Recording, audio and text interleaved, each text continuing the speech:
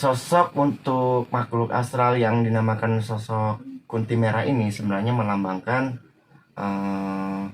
sosok makhluk yang mempunyai sifat dendam. Yang merah dan kunti putih itu disebabkan juga karena faktor meninggalnya berbeda-beda itu. Yang putih ini biasanya cuma jahil, dia tidak mencelakakan, tidak, cuma jahil ya, karena dia kayak orang naik motor tahu-tahu dibonceng di belakangnya, atau ada yang berjalan.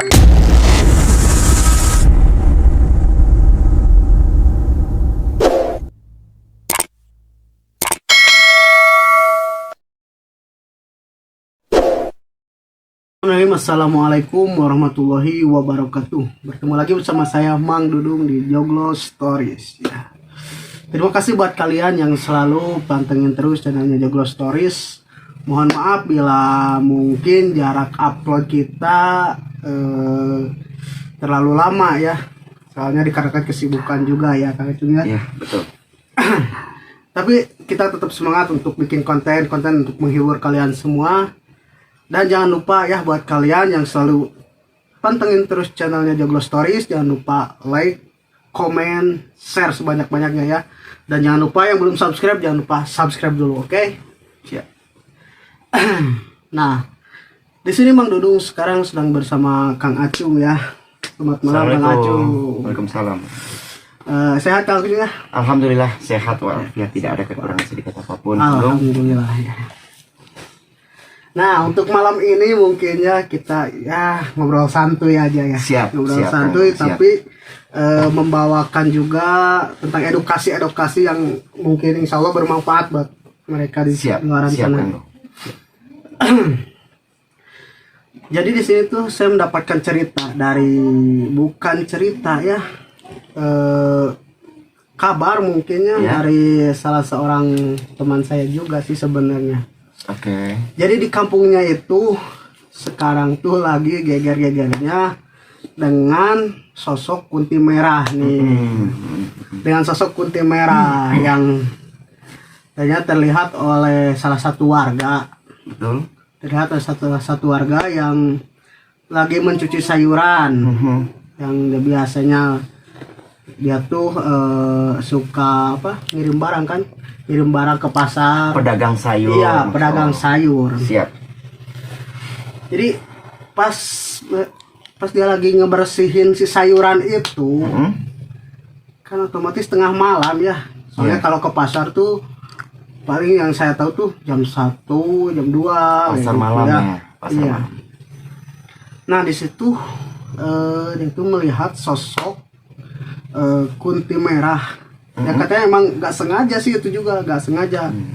Dia tuh lagi coba merekam lah sambil mungkin iseng ya, iseng. Tertangkaplah itu sosok si kunti merah yang lagi duduk di pohon nih. Nah, yang ingin saya tanyakan nih, mungkin teman saya juga mudah-mudahan nonton juga ya tentang ini ya. Nah, yang ingin saya tanyakan, sebenarnya sosok kunti merah itu benar atau enggak tuh adanya sosok kunti merah itu? Oke. Ini kejadiannya, maaf nih Kang Dung, sebelum saya jelasin lebih jauh. Iya. Kejadiannya ini udah lama atau kejadiannya tuh baru-baru sekarang sih, beberapa hari ke belakang lah. Berarti masih hangat-hangatnya. Masih hangat-hangatnya. Okay. Bahkan sampai sekarang juga masih jadi perbincangan geger berarti ya. Masih geger.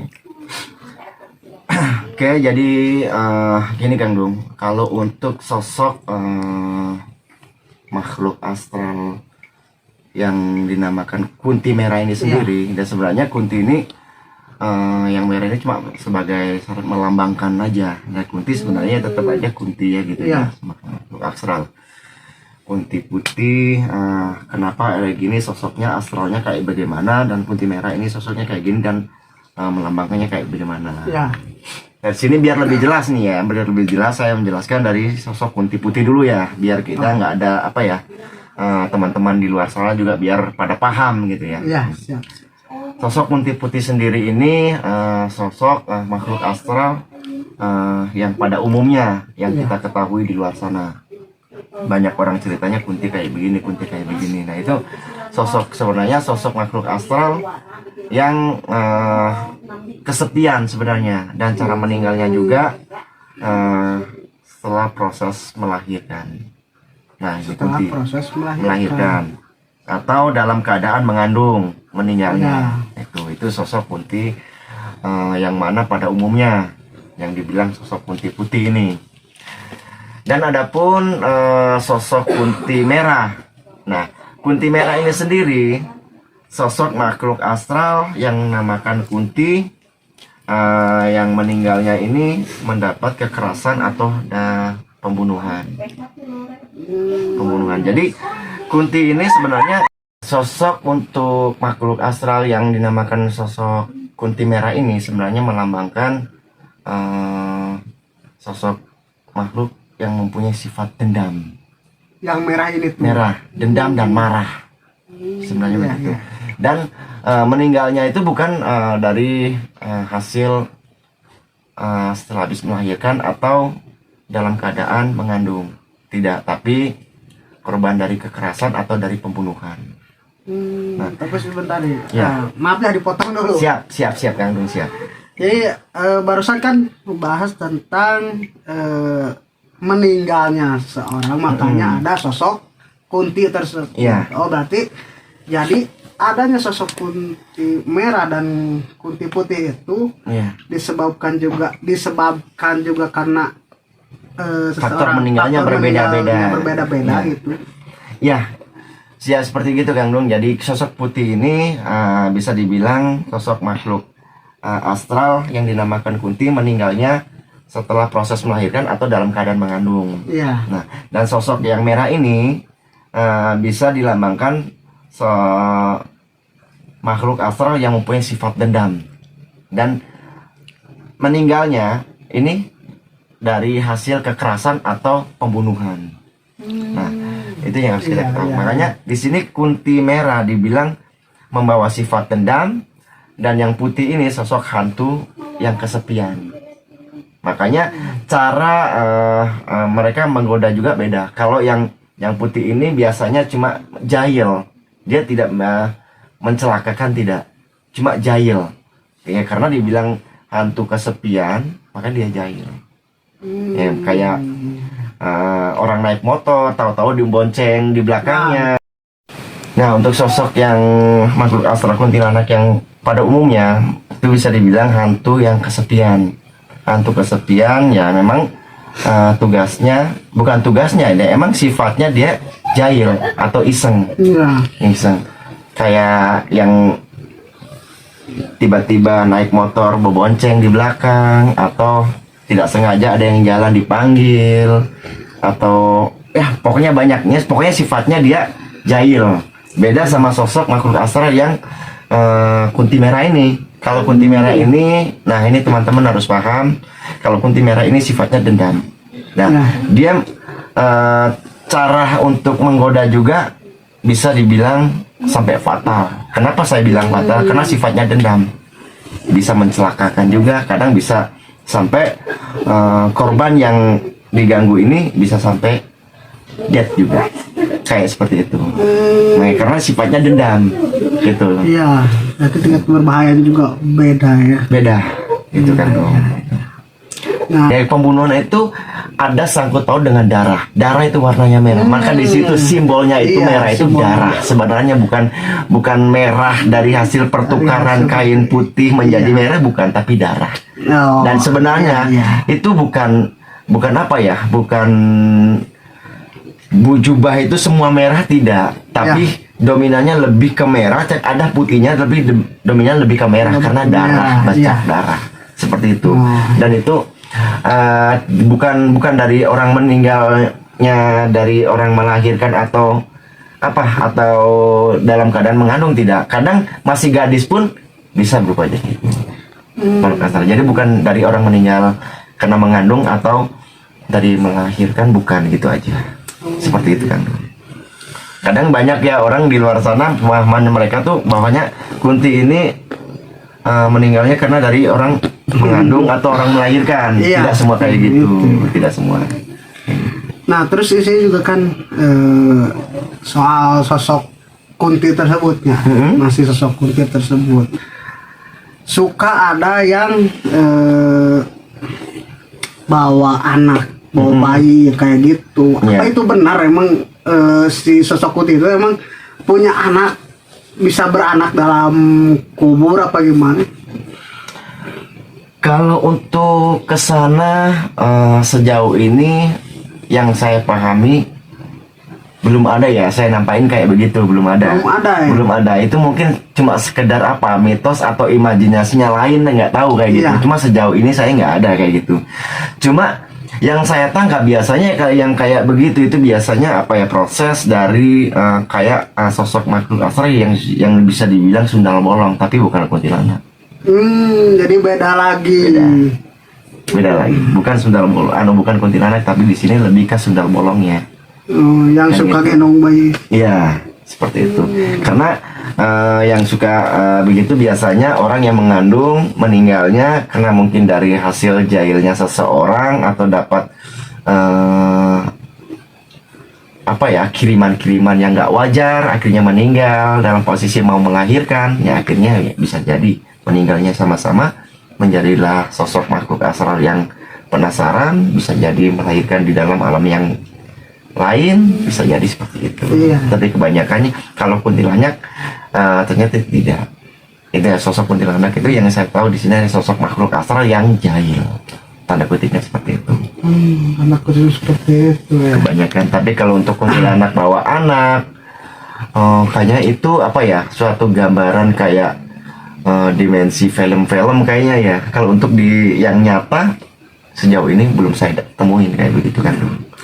Nggak, jadi dulu juga kan pernah nih, saya juga kan dulu sempat explore juga. Oke. Dulu sempat pernah explore ke salah satu tempat yang katanya di situ tuh sering terjadi apa penampakan. Jadi sering terjadi adanya penampakan soal si Kunti yang selalu bawa anak, dan yang selalu ditampakin oleh si sosok ini tuh yang lewat sana, yang pakai mobil, yang pakai motor, pas lewat sana pasti ada gitu. Pasti ada penampakan si itu. Gitu. Jadi saya penasaran tuh sebelah sana gitu, apa emang benar ada atau enggak. Iya, Dan iya. setelah ditelusuri, yang datang tuh lain-lain gitu. Pas saya telusuri ke sana tuh yang datang tuh lain-lain lagi gitu. Oke. Itulah yang saya bilang tadi Kang Dung, ternyata di dunia kita ini ya, dunia nyata ini terkadang orang lebih terkontaminasi dengan hal-hal yang sugesti, yang sebelum ada kebuktiannya, sebelum ada kenyataannya, orang selalu berpikirnya apa yang dari kata orang dulu, bukan dari yang dicerna dulu sama dia gitu loh. Makanya ketika dia melewati sesuatu tempat yang orang katanya ini ada ini ada ini, jadi dia terkontaminasi di situ. Sugesti dia di situ udah dihantui sama pikiran-pikiran yang udah nggak sehat gitu. Makanya yang kata kita nggak ada, buat dia sugestinya ada ya, karena emang dia udah terkontaminasi dengan hal-hal seperti itu. Nah, makanya apa yang kita ketahui dimensi di dunia ini jauh lebih belum apa yang kita tidak ketahui yang ada di dimensi dunia ini. Makanya di sini jelas kita jangan gampang untuk terkontaminasi dengan hal-hal atau tersugesti dengan hal-hal yang bersifatnya apa yang sebelum kita ketahui, tanda kutipnya itu. Maka di sini kalau kata orang ada kayak gini, mending kita cerna dulu. Iya. Gitu. Apa sih bener sih atau enggak sih? Nah, kayak gitu dulu. Itu jadi yang saya penasaran tuh sebelah sana gitu. Jadi ketika kita lewati tempat itu juga kita masih menggunakan akal sehat, tidak menggunakan akal yang sudah terkontaminasi. Gitu. Hayalan gitu. Jadi masuknya hayalan. Kalau hayalan udah masuknya tingkat tinggi, apa yang dilihat batang pisang pun bisa dilihat hantu kan begitu, karena dimensinya udah takut gitu. Seperti itu. Nah terus si sosok Kunti ini juga kan suka menampakkan ya. Nah, setelah si Kunti menampakkan ini, katanya ya dari hasil pengalaman eksplor juga ya. Iya. Nah, dulu juga saya juga sempat eksplor ke beberapa tempat lah, Siap. tempat-tempat angker yang seperti itu. Nah, katanya ini mah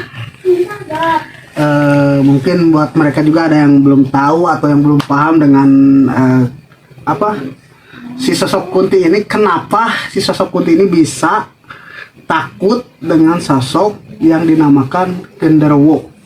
Nah, itu banyak yang bilang si sosok Kunti inilah pasti bakal ngilang kalau ada sosok si genderuwo ini. Genderuwo ini ya. Nah, itu yang mau saya tanyakan. Oke. Ya mungkin kalau kita berpikirnya secara apa ya, secara lucu atau sedikit Iya. melucu atau sedikit ngebodor gitu ya. Mungkin si Kunti ini kenapa takut dengan sosok genderuwo? Karena mungkin takut ditagih utang kayaknya. Oh, Ya kan jadi gitu. di alam lain juga ada utang piutang Nih, kayak gitu. kayaknya begitu ya. Iya. Tapi ternyata nggak kayak begitu, nggak kayak begitu juga. Karena apa? Sesama mereka itu nggak ada takut satu sama lain. Karena sebangsa mereka itu bukan sebangsa dari sosok makhluk orang yang meninggal, bukan. Cuma itu sosok makhluk astral yang berubah wujud jin menjadi sosok berubah apa. Padahal mereka itu satu sama. Bukan Kunti itu dari bangsa ini, atau pocong ini dari bangsa ini, atau genderuwo ini dari bangsa ini, tidak. Semua tetap, mereka semua itu dari bangsa jin semua. Dari sosok makhluk jin merubah wujudnya menjadi sosok apa. Yang seperti itu kan. Jadi nggak ada istilahnya kenapa kok ada Kunti takut ketika ada genderuwo datang, kok Kunti ini langsung menghilang. Nah itu kan, makanya saya Iya. bilang kalau kita berpikir secara lucu atau melucon, mungkin Kunti takutnya ini karena takut ditagih utang kayaknya. Kayak gitu. Padahal itu nggak sama sekali. Di alam lain juga ada utang piutang ya.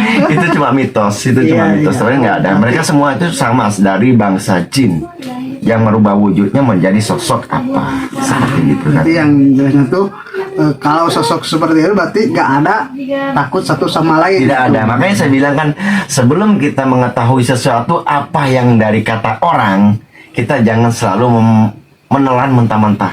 Ya. Kita berpikir dulu, cari ini dengan cara akal dan logika kita yang sehat. Bener nggak sih? Apa iya sah? Kan gitu. Jadi kita nggak apa ya, nggak gampang terkontaminasi.